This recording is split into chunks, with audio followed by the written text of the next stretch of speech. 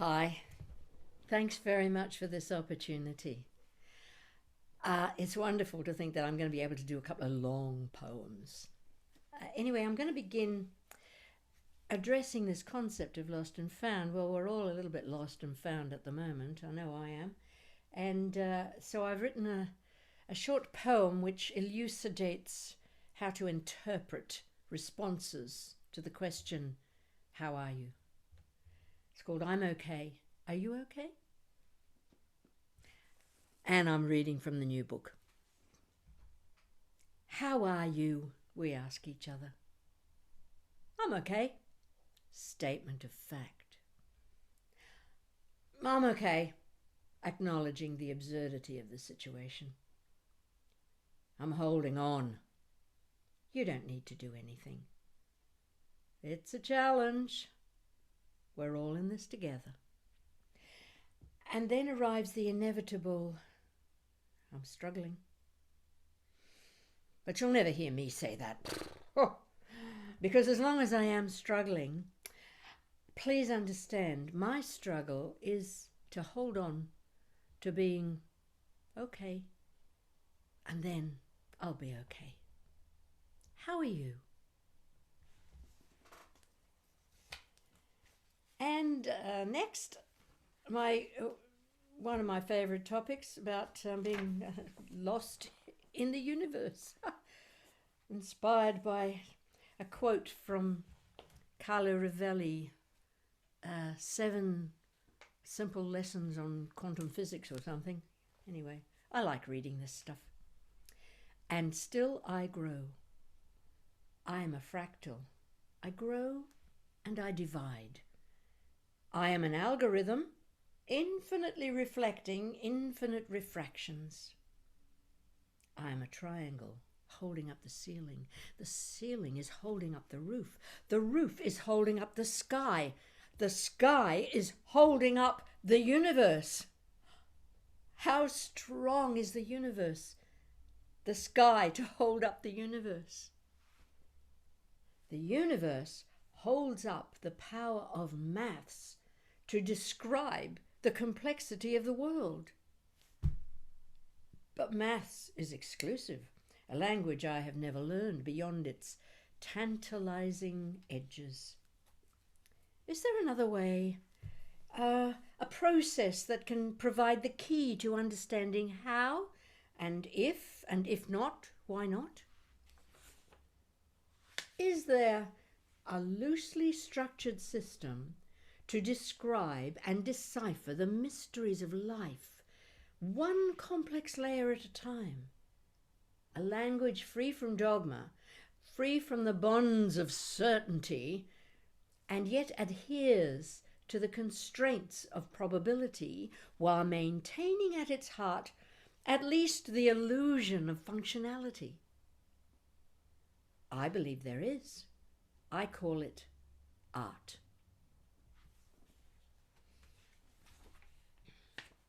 And now my second favourite topic, which is pot plants. And still you grow.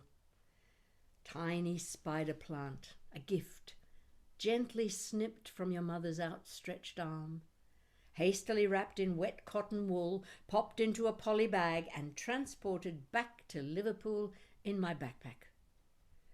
Modestly at first, nestling into the company of a kindly kalanchoe, you reach downwards, roots thickening, searching for the dark brown safety of soil. Slowly, your lime and jade striped points sloped their length upwards, seeking sun, sensing the power of meager light through dark winter days. Greedily you guzzled the water, soaking sweetly past spiky leaves. Insidiously their tips inched higher, wider, slowly spreading into the space conceded by your florid friend. Suddenly, one solo spike, thin and reed-like, secreted shyly among the foliage, escaped its hiding place, a scape whose inflorescence dandles miniature flowerlets, plantlets, inspiring each other to flutter softly into the spring warmth. Mightily you embark upon motherhood, bearing your babies with bravado, as the earth turns and life yearns to repeat itself, freshening the air I breathe. A gift indeed, and still you grow.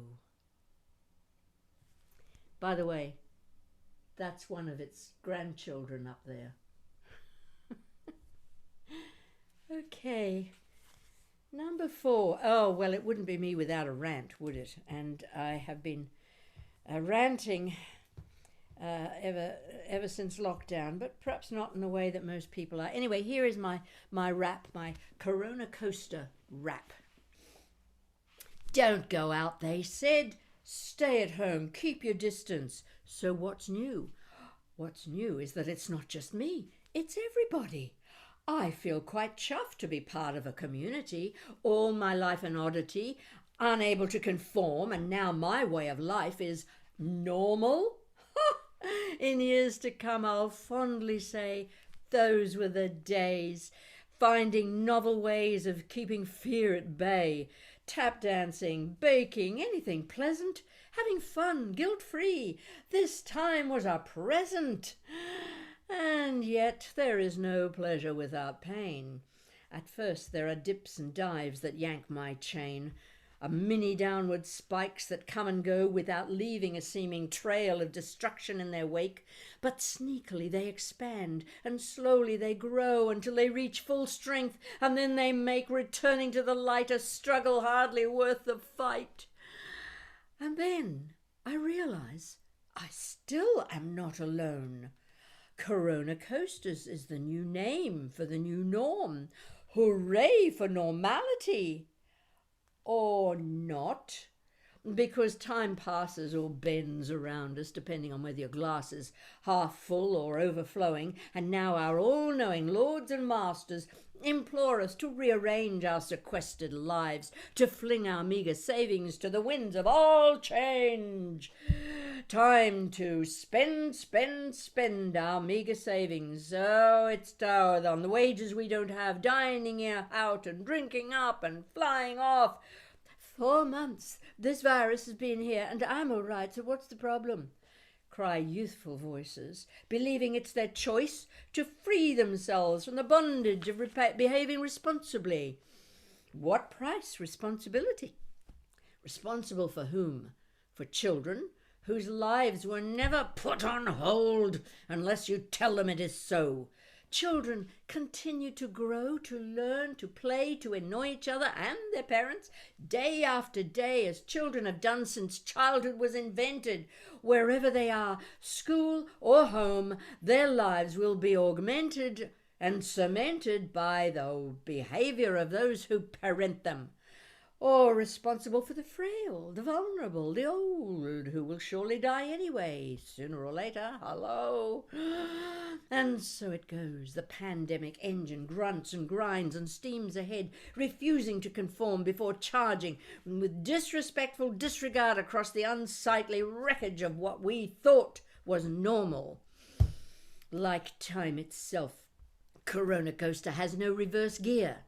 A sideways tilt disguised as a way out is mere illusion, playing on our fears, steering us deeper into temptation to relax, sit back, fall into a fallacy, a fantasy, a fakery. We turn a corner, cheering for the sake of those whose efforts appear to have applied the brakes, diminished the danger, saved us from the monster, even as we realize the tracks ahead are clearly zigzagging inexorably past countless points of no return. If we look, if we gaze for long enough, we might see what lies in store. I gaze into the wide open door of the warehouse within which is stored my future, vaccine or no. Oh, staying at home, keeping my distance, coasting along through the rest of my life with ups and downs and unexpected twists and turns. So what's new? What's new is this companion, this Corona coaster that is now a part of life itself. At times I run beside it, then I ride it up and down, side to side, never stopping, no hopping off for a quick respite. The new normal we fight for will not be normal at all until inevitably it becomes so. Because unlike a roller coaster, for a Corona coaster, there is no going back. Okay, number 5. Oh, here's a short one. This is almost the shortest poem I ever wrote. Every now and then I like to have a little play with new forms, and this is my first attempt at a tanker poem. Once bitten, twice shy. There is no bitter outcry. Your love bites softly, tastes my fearful loneliness, turns to seek out love elsewhere. And I'm going to finish up with the title poem of my new collection, which is, my story of my life, my philosophy, if you like. It's all about pot plants. Home is where I hang my pot plant. It happens that I move a lot from house to house, from town to town.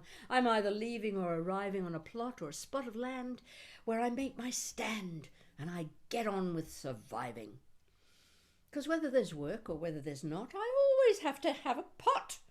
It could be hanging by the window or standing on the landing. At first there's just the one, but pretty soon they come in pairs.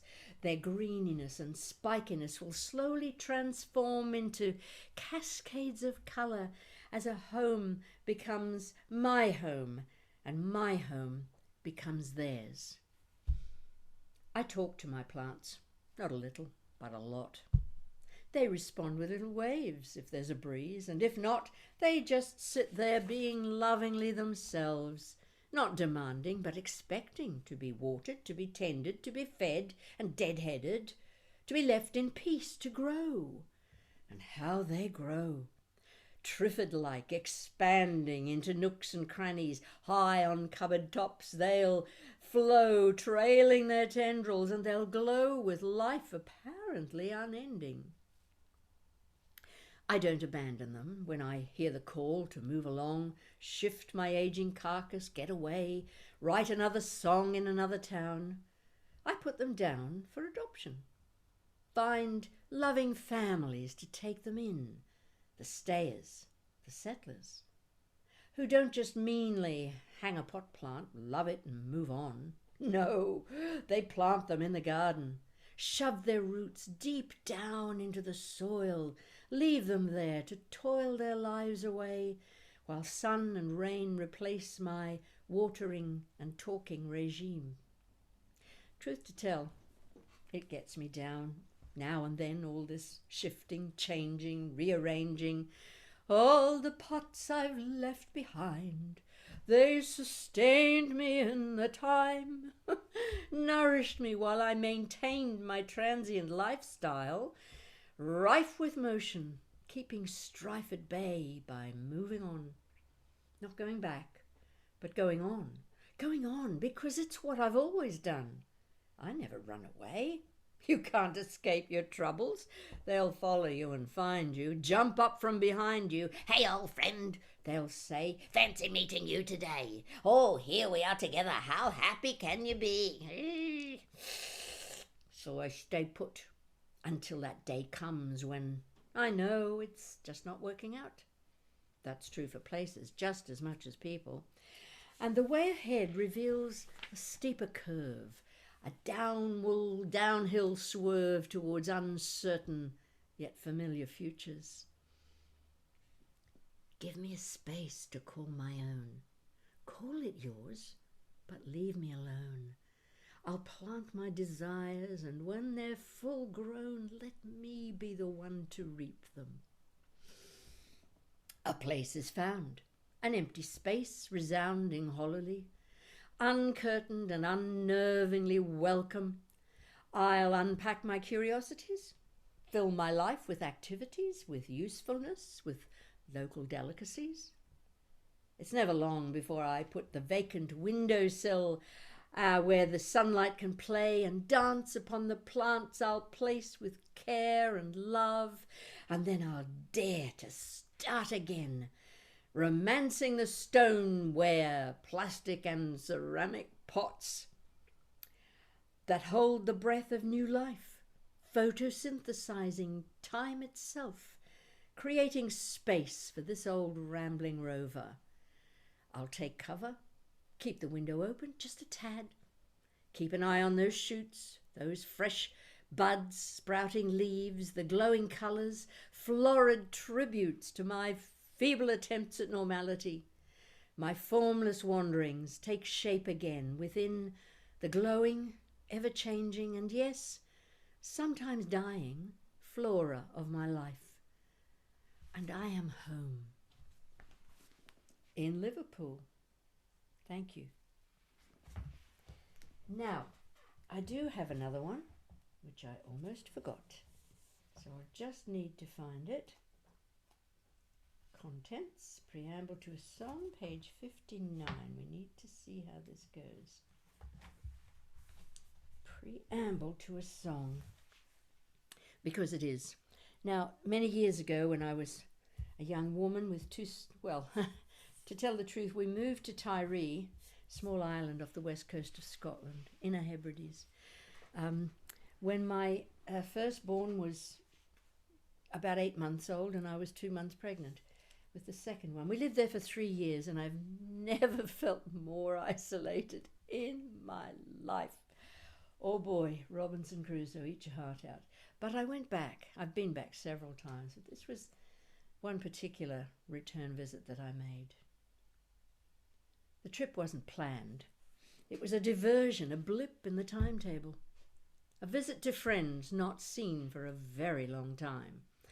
To a treeless island, flat but for 3 proud hills, fringed with bright white sandy beaches, frequented by, tormented by, Atlantic gales, whose people are Gaelic speaking, mild of manner and dry of wit.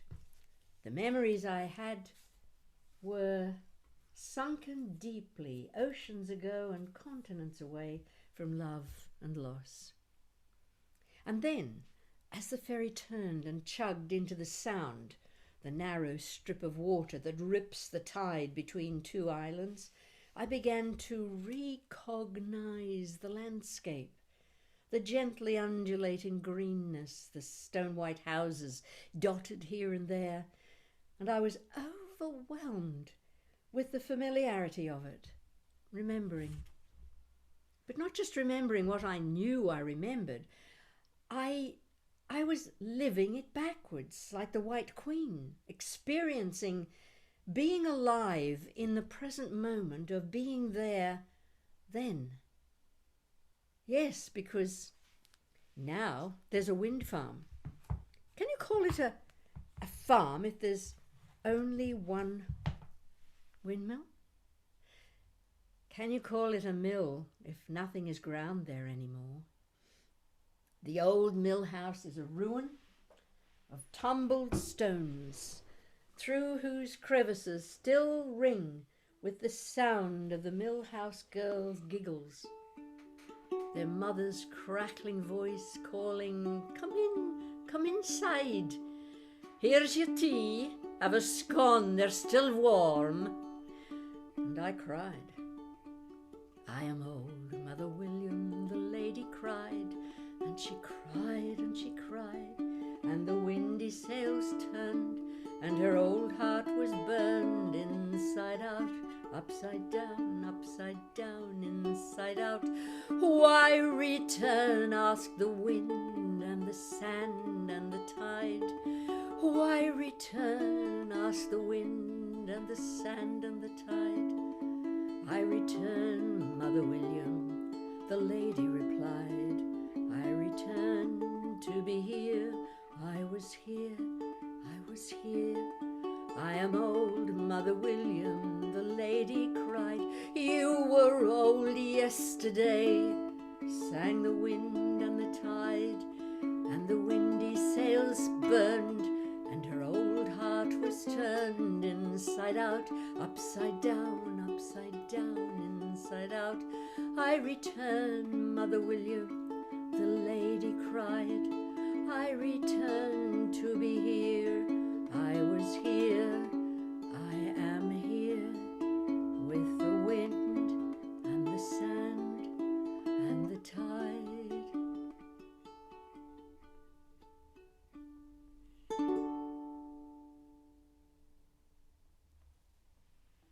Thank you so much.